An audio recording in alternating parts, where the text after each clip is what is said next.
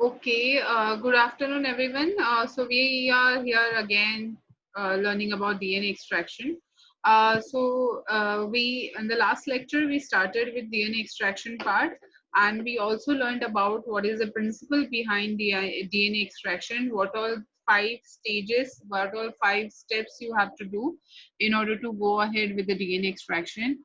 And we had started in learning about details of those DNA extraction. So first thing that we started with was sample collection and preparation. So basically you have to collect the sample.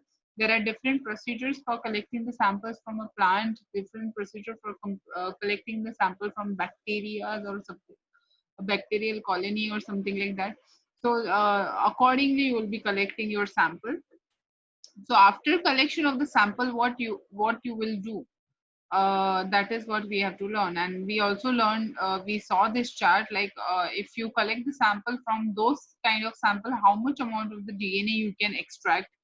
Okay, so that is what it is. So next step that in DNA extraction that is involved is cell lysis. Okay, so plants are disrupted physically using pestle and mortar. So generally when we do this experiment in our lab using pudina leaves, we use mortar and pestle along with the lysis buffer. So we'll be taking the leaves of pudina and adding the extraction buffer, and we'll be doing the mortar pestle. With the help of mortar pestle, we'll be crushing them down. Okay, so plant cells are disrupted physically using pestle and mortar along with the liquid nitrogen because they have rigid cell wall around them. Okay, so we don't use liquid nitrogen in our lab. Okay, so we just use the CTAB extraction buffer. One type of extraction buffer that is used for breaking down the cell walls of the plant.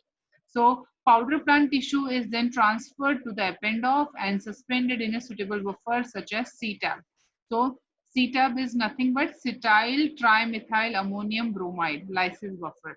So what they're saying over here is they crush the leaves of the plant using liquid nitrogen, but in our lab, see, liquid nitrogen is something which freezes the product below 0 degrees centigrade, minus. It freezes the product in minus. So you can literally get nicely crushed powder of plant sample if you have frozen that plant sample. So it won't be sticky, it won't be liquidy. So you'll be getting a powder of leaves. It's like a green leaf. Okay, but we don't follow this procedure in our lab. We follow directly putting the lysis buffer into the pudina leaves and crushing them together. Okay, so they are basically using liquid nitrogen to make the powder of the plant material, and then they're adding the CTAB extraction buffer. But we directly add the CTAB extraction buffer, warm CTAB extraction buffer, and we crush the leaves. Okay, so CTAB is the most common extraction buffer, lysis buffer that we use for extraction of the DNA from plant material. Okay, so what is the full form of CTAB? Is cetyl trimethyl ammonium bromide. Okay, animal cells are disrupted chemically mostly using SDS lysis buffer. We all know what do you mean by SDS. So this is the figure that they have shown how the cell lysis and centrifugation process is done. So cell lysis is disrupt the cell wall, disrupt the membrane, and then you have the cell extract. You take this cell extract into a centrifuge tube, then you will centrifuge using a machine, and you see over here we have cell debris, and this is where we have our DNA, RNA, and protein.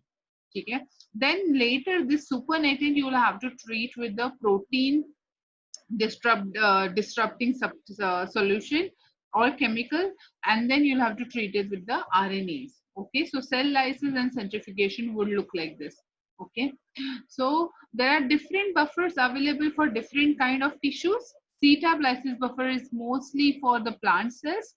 SDS lysis buffer is when you have to extract the DNA from the animal cells. Okay, so but major components of lysis or extraction buffer are same and perform same function in the DNA extraction. So major component like that detergent action for breaking down the lipids will be the same in each kind of buffer that you're going to use. So basically these buffers, they consist of detergent, they consist of the material which will break down the protein and etc. So a major thing is to break down that lipid cellular bilayer, right? Lipid bilayer. So after breaking that layer only, you can reach to the nucleic acid content, nucleic acids, whatever are there present in the nucleus. So this C-type extraction buffer, they have detergent in them. Okay, or SDS lysis buffer. So all lysis buffer would definitely have detergent in them. Okay, detergents. So next thing, so we'll be discussing a little bit about the content also over here. Okay, the content of the C-type extraction buffer and all whatever lysis buffer that we are going to use in order to break down the cell wall. So detergents, CETA buffer is cationic buffer mostly used for plant cells disruption, while SD is an anionic detergent used during animal cell lysis.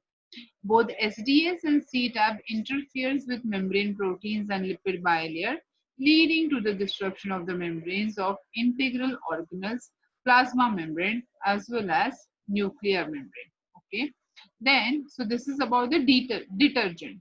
So when we are saying the lysis buffer is nothing but the detergent. Then reducing agent we have is beta mercaptoethanol, which acts as a reducing agent and cleaves the disulfide bridge present between different polypeptides of a protein, leading to denaturation of the protein. Okay, so beta mercaptoethanol will be basically using to break down the protein that are present inside our cells. Okay, then chelating agents. So DNA present in the cells can degrade the DNA. So there are DNAs also that are present. DNA is something, it's an enzyme which degrades the DNA.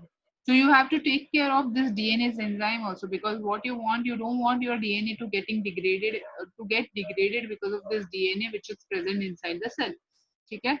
So you have to use EDTA as a chelating agent which binds to the magnesium ions, which acts as a cofactor for DNase. Okay, so once it acts as a cofactor for the DNase, will not be able to exhibit its action of degradation of the DNA. Okay, so unavailability of magnesium ion leads to the deactivation of DNase activity, and hence saves the DNA from degradation. So EDTA also weakens the membrane stability. So that is also one of the use of using a chelating agent, which could be EDTA.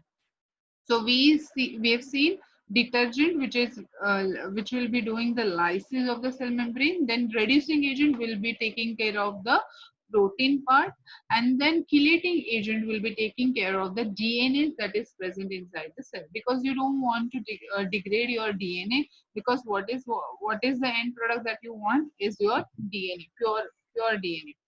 Then tris buffer. So DNA is pH sensitive and can be degraded on pH change. So tris acts as a pH stabilizer during cell lysis. It maintains the pH at 8. Okay. Then salt, that is NaCl or KCl. So the cations such as sodium or potassium binds to negative phosphate group of the DNA and makes it more stable in aqueous solution. Okay. And in the absence of the source, DNA molecules repel each other and do not allow grouping of the DNA molecules. So basically, you want to have a pellet of DNA. Okay. So when you want a whole DNA to be there, you would use this salt solution, which will make sure that the DNAs are sticking together to each other, and then you will be getting a pellet and at the end of the day. Okay. So that is was the use of this salt solution. So that is the reason we'll be using highly salty solution for the precipitation of the DNA. So DNA precipitation separates the DNA from the broken down cell components during the DNA extraction process. And there are three major types of DNA separation from the cell debris. Okay. So ethanol precipitation, phenol chloroform extraction, and also there's a last one. just give me 1 minute over here. Okay, I'm pausing the recording. Okay. Okay. Sorry for the delay. So we will get back to our topic again. So what we have over here is, so we were discussing about what all different roles all the components have in DNA extraction part. So detergent, reducing agent, chelating agent, tris buffer, salt and salt solution.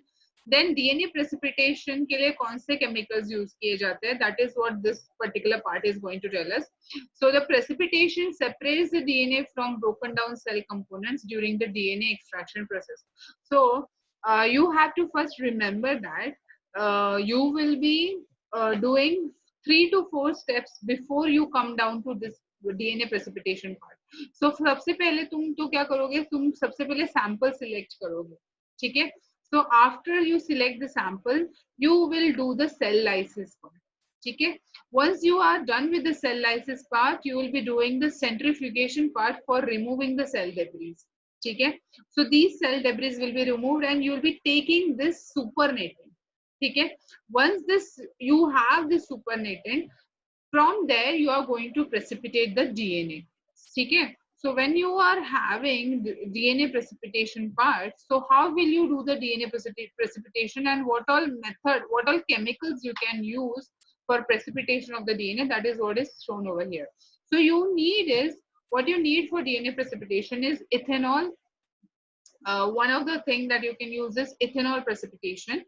So ice cooled ethanol is added to the solution containing DNA and cell debris. Then protein gets dissolved in the ethanol. Upon centrifugation, DNA is obtained in the form of pellet on the bottom of the appendix. And the supernatant containing cell debris will be discarded and DNA pellet will be washed with the ethanol and remove any salt and impurities. So centrifugation is done again, supernatant is discarded. So this particular line is talking about what it will be like, you know, washing of the DNA pellet that you will be getting. Okay, and the pellet is resuspended into the pure water or the suitable buffer. So basically, whatever this thing you have that you will be getting end of the day after centrifugation for the removal of the debris or this part, in this only you will be adding ice cold ethanol. So in that your cell debris will be separated and your DNA will be precipitated at the bottom. Cell debris will be removed, and then if you centrifuge the whatever part is remaining after removing the cell debris, you'll be getting a pallet of DNA. And that pallet of DNA you can wash with the pure ethanol, या फिर 70% ethanol, and then later after drying it you can resuspend it. Okay, then what you have is next thing that you can use is, so there's little bit of a part remaining in this. So isopropanol can also be used instead of ethanol. Isopropanol is more effective in the precipitation, but it is less volatile than ethanol. So most of the time we require air drying in case of. So pallet, we have to air dry the pallet and then only resuspend into the molecular grade water या फिर the suitable buffer for storage. ठीक है? So you can use isopropanol also instead of ethanol. The only difference is isopropanol is not as much volatile as that of ethanol. So you might have to keep your appendix out for a very longer time in order to air dry the pellet of DNA. Then phenol chloroform extraction. So a mixture of phenol and chloroform and isoamyl alcohol is added to the solution, and upon centrifugation, 2 distinct phases are obtained. One with the white interface in between of it. So you can see it over here. So when you see, this is the interface, this is the organic phase, and this is the aqueous phase. So in the aqueous phase, you will be having your DNA. ठीक है, और या फिर RNA बने. So a mixture of phenol, chloroform and isoamyl alcohol. So basically when we perform this experiment in our lab, we'll be using phenol chloroform extraction precipitation method. Okay, So a mixture of phenol chloroform isoamyl alcohol is added to the solution, and upon centrifugation, two distinct phases are obtained with white interface in between. So aqueous phase contains the DNA. Organic phase, that is phenol and chloroform, contains the broken down protein, lipid, and other cell debris. And interface contains white fragments of the lysed protein. So this aqueous phase, after the addition of this phenol and chloroform mixture, you will be getting, will have your DNA or RNA of interest. Okay. So phase separation method, evaporation method. So DNA is separated by pipetting out the upper aqueous. So once you get the pellet of the DNA, what you will be doing is you should be able to discard some amount of the liquid. But if you go to turn down your append off like this and then remove the solution, that is not possible, because your pellet will also get washed off with the it will go away with the solution that you are putting into the that you want to discard. So DNA is separated by pipetting out the upper aqueous phase very carefully, and this phase can be repeated more than once to remove the more contamination. DNA is then suspended in the phenol and centrifugation is performed to get the DNA pellet. So phenol in the cell, proteins normally fold in such a way that polar part of the protein remains on the peripheral area and non-polar part moves to the core of the protein. So as phenol is less polar than water, so proteins get denatured slightly and dissolved in the phenol, and DNA begin more polar, dissolve in the upper aqueous phases. So basically the role of phenol in this phenol chloroform combination is to make sure that more and more of the proteins are degraded and more of the DNA is available into the aqueous phase. Then chloroform, it increases the viscosity of the organic phase and avoids the phase shifting, leading to more accurate phase separation. So basically phenol will help you to have two different phases. One is the organic phase and another one is the aqueous phase. So it will be very easy for you to just take out the aqueous phase and then do the DNA precipitation from that. Then isoamyl alcohol, it acts as the anti-foaming agent because chloroform is there. So chloroform, it increases the viscosity and avoids the phase shifting, leading to more accurate phase separation. So that is the role of the chloroform. Then isoamyl alcohol, it acts as an anti-foaming agent because phenol, chloroform, they are soapy.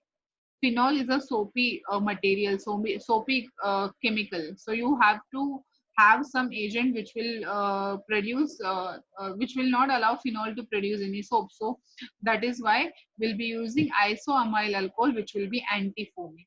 Then mini column purification. So mini column purification does not apply for our method of DNA extraction because we take around 300 gram of pudina leaves in order to extract the DNA out of them. So for us, everything we do is in the 15 ml centrifuge tube. But most of the time, DNA extraction is performed in append of tubes, which are 2 ml. So this 2 ml append of tubes are basically applicable for animal cell culture, mammalian cell culture. So if you are working with that type of a cell culture, or bacterial cell culture, then you will be doing the experiment into the append of tubes. So mini column purification is the solid phase DNA extraction method in which DNA is bound to silica column by spinning. Later on, the DNA is eluted from the suitable elution buffer. So this particular method we do not do in our lab. We directly get the pellet of the DNA, we air dry it, and we then resuspend it into either a elution buffer or the molecular grade water. So mini column purification is generally you will do the adsorb to get the more pure DNA form. Okay, so generally you will do the adsorption on the column and then later DNA adsorption on the column, on solid column, and later that pure DNA you will be extracting with the elution buffer. So very easy, it's not very difficult. So this is how it is. So you have this silica column and you have sodium ion of the DNA which are bound to DNA will be binding to the silica column. Okay. So this is how it is. Then resuspension part. So after successful isolation from the broken protein, enzyme, histone protein, etc., lipid salts, polysaccharides, and phenols, DNA is resuspended in TE buffer, okay, or pure water for contaminate concomitant testing, okay. Then detection. This is the very interesting part, okay. So detection, spectrophotometer, you can use spectrophotometer for detection of the DNA. So acid hydrolysis of DNA on high temperature is done in presence of diphenylamine, that is DPA. So this reaction requires a deoxyribose sugar. That is why it is specific only to DNA. So during the reaction, 2-deoxyribose is converted into transition molecule, and the blue hydroxyl vinyl aldehyde, which reacts with the DPA to produce a blue color compound. And hence blue color is measured by spectrophotometer, which correspond to the DNA concentration. So basically, how will you measure your DNA? Using a spectrophotometer by making it react with some of the chemicals, which will produce a chemical, which will give you a color combination, and hence you can detect the concentration of the DNA. That is what is mentioned in this protocol. So this particular part of the procedure, I just want you guys to know, we do not do this in the lab. Okay, we just do the detection part by agarose gel electrophoresis. So optical density, that is OD of a sample DNA, is compared with the standard curve of the known and the DNA concentration to know the concentration of the sample DNA. Then next is agarose gel electrophoresis. So DNA can also be quantified or detected by application of the restriction enzyme to make a small fragment of the DNA and running it on the agarose gel. And in this method, DNA is stained using ethidium bromide. We all know this part. Since we have done the agarose gel electrophoresis, we have learned about it, and which intercalates with the double helix of the DNA molecule and gives the blue color. Smaller fragments of the DNA run faster. So I don't have to go in detail how exactly the agarose gel electrophoresis works, but you can use two methods for detection of your DNA. First is spectrophotometer and another one is agarose gel electrophoresis. You can quantify as well using both the methods. So this is how your agarose gel electrophoresis will look like. Then DNA purity test, very important. So purity of the extracted DNA can be tested by taking the absorbance at two different wavelengths, that is 260 nanometer and 280 nanometer, and then finding their ratio.